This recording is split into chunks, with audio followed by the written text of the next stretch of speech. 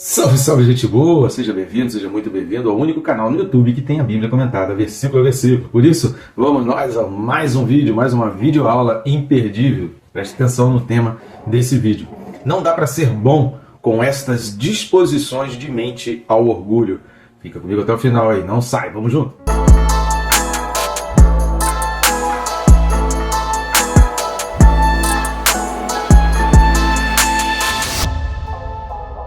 Antes de mais nada, inscreva-se no canal, né? Rápido e fácil. Tem um botão aí embaixo escrito se inscrever.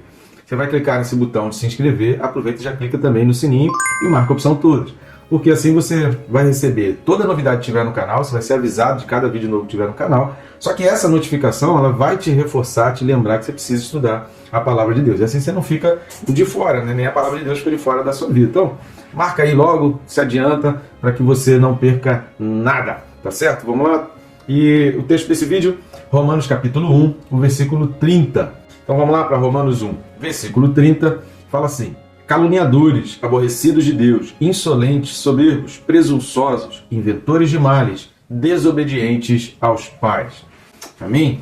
É complicado aqui já essa relação, a gente já está entrando aqui num outro grupo, né? São 4 grupos que a gente vai ver, a gente já viu 2 grupos, vai agora para o terceiro grupo. E o quarto grupo, que é um grupo maior, que é um grupo de 7 características, né? Esse grupo aqui ele tem 6 características que a gente vai compreender melhor. E não é uma coisa assim muito sistemática. Não sei se Paulo originalmente ele falou, né, com essa intenção exata. Mas o fato é que ao ler essas palavras, né, obviamente que o ponto e vírgula foi ele que colocou, né, isso aí sem dúvida nenhuma. Então há uma certa divisão ali. E alguma coisa havia na mente dele. E como a gente não tem como adivinhar o que está na mente dele, a gente, pelo significado das expressões, a gente tenta fazer então essas divisões aí. Lembrando que a gente está lendo aqui o versículo 30, mas a gente não falou o último item, não pensa que eu esqueci, eu não esqueci, a gente vai falar a última característica do versículo 29, porque tem a ver com a primeira característica desse versículo 30. Está bem ligado uma coisa com a outra, tá certo? Mas antes de mais nada, antes da gente entrar nesses detalhes, ajude o nosso canal. Você pode ajudar o nosso canal de várias maneiras. A primeira delas é curtindo, comentando e compartilhando. Quando você curte, comenta e compartilha, você está indicando para o YouTube que esse vídeo é importante, relevante, e o próprio YouTube também já mostra para mais pessoas. Então a gente consegue caminhar carregando 2 cargas ao mesmo tempo, como se a gente estivesse fazendo um transporte, e ao invés de seguir com um caminhão só, a gente segue com 2, né? Tem a tua ajuda e tem a ajuda do próprio YouTube. Então nos ajuda aí a alcançar mais pessoas, mais gente inscrita no nosso canal e mais gente em contato com a Palavra de Deus. E uma outra maneira também você está nos ajudando, não só o canal como o ministério, indo nesse QR Code que está aqui do lado, ou no primeiro link da descrição, tanto faz, vai abrir o mesmo menu, através do qual você vai poder estar adquirindo os nossos livros. A capinha deles está começando a aparecer aqui do lado. O Quem se Importa com Deus é um livro que eu recomendo, que eu indico para todo mundo. Sabe aqueles questionamentos, onde estava Deus quando aconteceu aquele desastre? Por que Deus permitiu essa coisa ruim de acontecer, uma doença, uma catástrofe, né, um acidente, um incidente, sempre diante de situações assim, as pessoas questionam: onde está Deus? Por que Deus permitiu isso? Quem se Importa com Deus é um livro que vai te ajudar muito a você compreender essas questões. E o Perca Peso Tirando a Trave do Olho é um livro que vai explicar sobre o pecado, fala sobre os 10 mandamentos e vai fazer a gente refletir um pouco sobre essa questão de pecado. Será que o pecado do outro é maior que o meu? Qual pecado é maior? Existe pecadinho, pecadão? E a gente começa a olhar para o erro dos outros de uma maneira muito diferente. Perca Peso Tirando a Trave do Olho é um livro que vai te ajudar e ele é, dentro desse contexto, um preparo da noiva para as bodas do Cordeiro. Tá certo? Então vamos lá? Indo ao último item do versículo 29 e o primeiro item do versículo 30, quais são eles? O versículo 29 fala sendo difamadores. Logo depois do ponto e vírgula, né? Repare que o ponto e vírgula divide aí o primeiro grupo. E aí entra o segundo grupo falando sendo difamadores. E a segunda característica, caluniadores. Por que Paulo coloca difamadores e caluniadores? A palavra para difamadores no grego, psitiristes. E a palavra para caluniadores é katalalos. Então, psitiristes e katalalos têm uma diferença. Por quê? O difamador é o murmurador.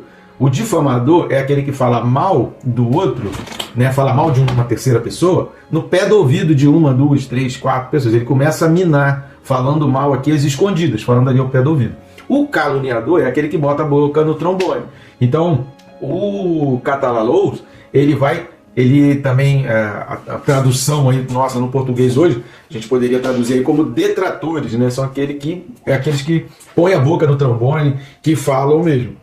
O difamador, que é essa primeira expressão aí, no final do versículo 29, o psitiristas, ele tem uma malícia, ele tem uma má intenção, é óbvio, às vezes por uma questão de vida, de aprendizado, a pessoa está tão acostumada com aquilo que ela já nem pensa muito nas consequências. A mente dela não está trabalhando nas consequências. Mas ela está sendo boca do diabo e trabalhando em prol da vitória do inimigo, né, a destruição moral de determinadas pessoas. E ela vai difamando as pessoas de ouvido em ouvido, ali em boquinha miúda. Menina, nem te conto, olha, não sabe o que aconteceu. Pensa falando, tem uma pra te contar dele, sabe esse tipo de coisa assim? Esse é o difamador. O caluniador não, o caluniador é aquele que vai na rede social, é aquele que esbraveja, é aquele que grava um vídeo e ainda faz questão de pagar para divulgar o vídeo. Então o caluniador espalha, difama publicamente. E aí é que entra a grande questão. Por que Paulo diferencia? Os dois são igualmente ruins, tá? Os dois são péssimos. As duas características, elas demonstram um caráter mau da pessoa. Não tem como uma pessoa dizer que é boa, porque às vezes a gente tem aquela ilusão. Fulano é tão bom. Por quê? Porque fez uma caridade, porque distribuiu uma cesta básica, comprou um alimento para alguém, porque visitou um hospital e tal. Poxa, fulano é tão bom. Não dá para ser bom sendo um difamador ou um caluniador. Então, isso demonstra um caráter. É óbvio que nesses versículos 29 a 31, a gente vai ver 23 características, né? Vai dar um total de 23 características. O caluniador, por exemplo, é a 12ª característica. Então são 23 características, 23 áreas, fora aquelas áreas relacionadas ali a obras da carne e ao fruto do Espírito. Ou seja, você precisaria, para você dizer que uma pessoa é boa, você precisaria pegar essas 30 e tantas áreas aí e dizer que a pessoa está aprovada em todas essas áreas, para você dizer que a pessoa é realmente boa. Ou seja, ninguém é 100% bom, porque sempre alguma coisa a pessoa vai deixar a desejar. Por isso a gente precisa de Jesus Cristo, porque a gente não é bom. Então esse negócio de dizer, fulano é tão bom, poxa, só falta Jesus Cristo. Se falta Jesus Cristo, falta tudo, porque ninguém consegue ser bom nas 30 e tantas áreas totais. A gente está falando aqui da 12ª, que é do caluniador. 11ª e a 12ª característica só do que Paulo está falando aqui aos Romanos, capítulo 1. Então é muita área, muita coisa para a gente poder dizer se uma pessoa é realmente boa. Mas às vezes a gente tem essa ilusão. Poxa, fulano é tão bom, né? Por quê? Porque fez uma coisa ou outra. Não dá para a pessoa ser boa se ela difama alguém, se ela calunia outra pessoa. E aí as duas coisas são ruins, mas contra o caluniador público, você ainda pode também vir a público se defender, você pode abrir um processo. Agora, contra o murmurador, né, contra o caluniador, você pode entrar com um processo de injúria, né, de difamação, então você entra com esse processo. Agora, o murmurador, dificilmente você vai descobrir onde se originou aquela murmuração, onde se originou aquela detração, né, onde se originou aquela difamação. Dificilmente a primeira pessoa que começou aquilo vai ser descoberta. Você vai descobrir quando chegou já num estágio, assim, quando a coisa tomou vulto. Agora, quem começou aquilo? Ninguém sabe. Então é muito mais difícil o difamador, o murmurador, ser identificado e você trabalhar contra o murmurador e o difamador, porque ele é aquela raposinha que diz lá em Cantares, que vai destruindo a cerca para que o inimigo entre. O caluniador não, ele põe a cara dele, ele tem nome, CPF, então você pode entrar com um processo contra ele. Não estou colocando que um é pior que o outro, estou falando em termos de consequência, é mais difícil identificar um, mais difícil você lutar contra o murmurador do que contra o caluniador. E a 13ª característica, logo depois aí que fala, no versículo 30 dos caluniadores, fala dos aborrecidos de Deus, ou dos aborrecedores de Deus, tanto faz. A palavra grega aqui, teostíges, vem de Deus, ou seja, aquele que odeia Deus, é o ódio contra Deus. Pessoas que odeiam a Deus, elas vão dizer que Deus não, alguns, dependendo do grau do ódio e de trauma, né, que tem, elas vão dizer que não acreditam em Deus, não acreditam na existência de Deus. Por quê? Para elas, psicologicamente, há uma explicação psicológica para isso, elas eliminam Deus da mente dela, dizendo que Deus não existe. Dessa forma, ela não encara Deus, ela não confronta Deus, ela evita qualquer tipo de discussão, isso já dá um corte na outra pessoa e ela não entra em confronto. Dizer que não acredita em Deus não apaga toda a sua luta contra Deus e tudo aquilo que ele travou no passado contra a pessoa de Deus. É apenas uma forma de proteção, é uma muralha que ele construiu em torno de si mesmo, para não encarar então o problema, que é a sua queixa com Deus, ao invés de ele chegar com Deus e tentar, né, dialogar, conversar, discutir, ou como Jacó fez, né, brigar, falar, não sai daqui quando o Senhor não me abençoar, porque eu não posso carregar isso que eu estou carregando assim. Ao invés dele fazer isso, ele prefere dizer que Deus não existe e dar as costas para Deus. Outras pessoas, nesse ódio contra Deus, trabalham e militam para destruir tudo que Deus deixou, princípios, valores, leis, aspectos morais e éticos. Então a pessoa vai trabalhar para destruir, ela vai ensinar crianças de escola a se voltarem contra Deus, porque tamanho é o seu ódio contra Deus. Já viu esses videozinhos? Fulano ganhou a eleição, a pessoa começa a dar gritinho. Eu vi um vídeo que é patético, né? A pessoa dá grito pra cá, aí grita pra cá, aí vira de costa, aí depois grita pro outro lado. É como se isso fosse, né, não sei, cara, o mundo tá ficando realmente esquizofrênico, cara, tá muito difícil. Infelizmente, alguns detalhes aqui, algumas palavras a gente não pode falar aqui no vídeo, senão corta, né? Já cortaram alguns vídeos aí, eu tive que regravar. Então a gente tem que ter muita cautela para falar as coisas, mas são situações que a gente já está vendo, a gente já está vivenciando esse tipo de coisa, está aí espalhado ao nosso redor. Então outros, é melhor ler aqui, porque eu tive o trabalho, né? Cuidado de escolher as palavras para ler, às vezes a gente fala palavras que vão censurar aí o nosso vídeo. Outros querem destruir o que ele deixou, como se assim, de alguma forma, magoasse ou ferisse Deus. As leis de Deus são barreira aos seus prazeres e os impedem de fazerem o que querem. Eles não querem liberdade, eles querem licença para pecar. É por isso que essas pessoas, elas não estão nem aí pelo direito que as pessoas têm de se expressar em redes sociais. Elas querem que as redes sociais sejam reguladas e, principalmente, toda aquela pessoa que fala a favor de Deus, a favor da lei de Deus, da ética e da moral, que seja banido, que não tenha o seu direito de fala. Por que ele quer isso? Porque ele não quer uma liberdade. Os aborrecidos de Deus, eles querem licença para pecar, que é diferente de ser livre. Eles não querem que as pessoas tenham liberdade para procurar o seu dinheiro, para ter o seu trabalho, para trabalhar quantas horas quiser por dia para ter o seu dinheiro, para trabalhar em quantos lugares quiser por dia para ter o seu dinheiro. Conheço gente que trabalha 12 horas, que trabalha em 2 turnos, em 2 lugares diferentes, porque a pessoa tem um objetivo ali, alcançar financeiro. Então, o aborrecido de Deus, ele não quer que essa pessoa tenha o direito de trabalhar quantas horas quiser. Ele não quer que a pessoa tenha o direito de ir e vir. Ele não quer que a pessoa tenha o direito de se expressar. Ele quer trabalhar e ele vai militar pela sua licença de pecar. Eu quero uma licença, eu quero uma autorização para eu pecar. Estou pouco me lixando se a pessoa vai falar o que quer, o que não quer. Por mim, acaba as redes sociais. Eu não preciso de redes sociais. Eu só preciso de portas abertas para o pecado. Então, o aborrecido de Deus, ele trabalha isso. Então, a gente precisa discernir muito bem, identificar, não só através das falas, mas das ações, se aquela pessoa é a favor de uma liberdade ou se aquela pessoa é a favor de uma licença para pecar, que são duas coisas completamente opostas e excludentes entre si. 14ª característica, depois do aborrecido de Deus, vem os insolentes. Os insolentes, também chamados de injuriosos. A palavra grega é ibristes. A palavra para insolentes é ibris. Ibris era para os gregos o vício, que principalmente conduzia à destruição à mão dos deuses. Então aqui há 2 linhas principais de pensamento. A primeira linha é o espírito do homem que é tão orgulhoso que desafia Deus. Então esse insolente é aquela pessoa que tem o orgulho, uma prepotência tão grande, embora ali a gente mais para frente vai falar do presunçoso, mas o insolente é aquele que trava essa batalha com Deus devido ao seu grande orgulho. Ele esquece que o homem é uma criatura e ele acha que ele pode lutar com Deus em igualdade de condições. É o espírito do homem que desafia o destino, que desafia a fortuna. É o espírito do homem tão crédulo em sua saúde, seu poder, sua própria força, que acha que ele pode dominar todas as coisas, que a vida dele vai durar para sempre. E a segunda linha de pensamento do ibris, né, ou do ibristes, que é a pessoa que tem esse vício, que tem essa prática da injúria, da insolência, é o homem que é desenfreado e sadicamente cruel e insultante. É aquela pessoa que não mede esforço para bater de frente, para travar ali uma contenda. Lembra que a gente falou sobre contendas? Então assista o vídeo passado que a gente falou sobre a questão da contenda. O insolente, ele não mede esforço para isso. Aristóteles, ele vai descrever o ibristes como o espírito que danifica, fere e prejudica alguém.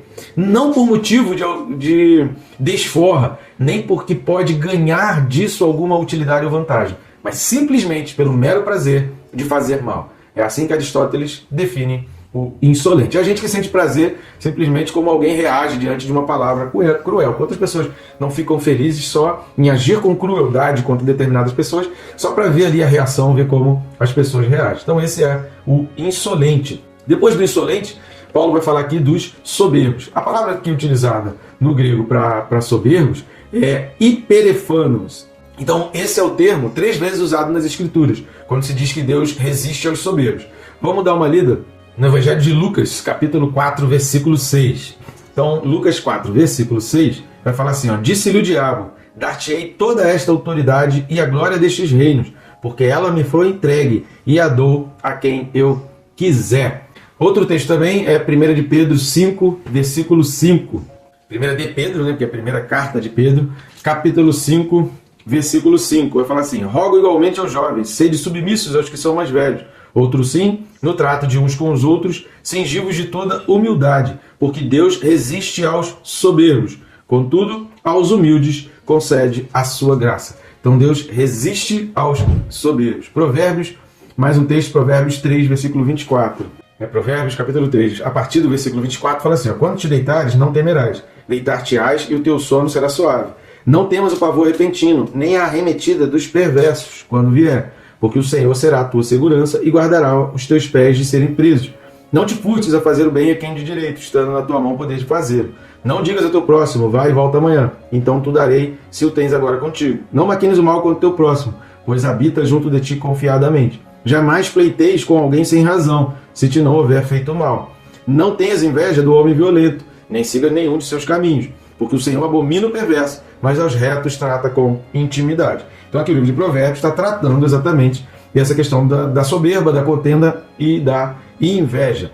E a gente vai ver essa expressão de Deus sendo usada. Teofilactes de Acrida, que foi um grande arcebispo grego, ele chamou o soberbo de a cúpula de todos os pecados. Teofrasto foi um escritor grego que escreveu uma série de famosas peças sobre o caráter e definiu a hiperefania como certo desprezo de todos, exceto a si mesmo. Então o soberbo é esse que despreza todo mundo, exceto a si mesmo. Toda a sua vida está rodeada por uma atmosfera de desprezo e se deleita fazendo com que outros se sintam pequenos.